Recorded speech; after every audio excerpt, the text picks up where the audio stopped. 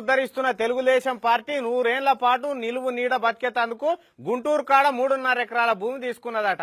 అరే అసలే రాష్ట్రంలో ఇండ్లు లేవని పేదలు ఏడుస్తుంటే వీళ్ళకి 3.5 ఎకరాల తమాషా చూడుర్రి. తెలుగుదేశం పార్టీ ఆఫీసు గుడిసెల్నే ఉన్నది, వానొస్తే ఆఫీసు నిండా నీళ్లే అవుతున్నాయి అనుకున్నారో ఏమో. గుంటూరు జిల్లా మంగళగిరి మండలం ఆత్మకూరు కాడ 3.5 ఎకరాల భూమిని అప్పనంగా రాసేసుకున్నారట వాళ్ళ పేరు మీద. మళ్ళా అది కూడా లీజ్ అట.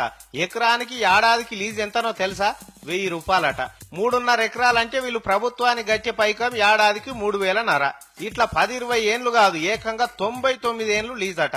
ఆ భూమి ధర ఎంత కాదనుకున్నా 7 కోట్ల రూపాయలకు తక్కువ ఉండదట. అసొంటి భూమిని అలగ్గున మింగేసింది తెలుగుదేశం పార్టీ. చూడు ఎట్లున్నదో కథ.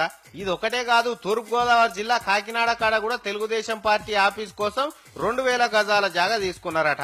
దానికి ఏడాదికి 25,000 లీజట. అట్లనే శ్రీకాకుళం, చిత్తూరు, అనంతపురం కాడ కూడా ఇట్లనే భూములు తీసుకున్నారట. ఇదేమన్నా వాళ్ళ అయ్య జాగిరా తీసుకునేందుకు? మళ్ళా ఏమన్నా లోకాన్ని ఉద్ధరిస్తున్నదా తెలుగుదేశం పార్టీ? అంటే అధికారం వాళ్ళ చేతులున్నది కాబట్టి ఎట్లా పడితే అట్లా కేటాయించుకుండేనా?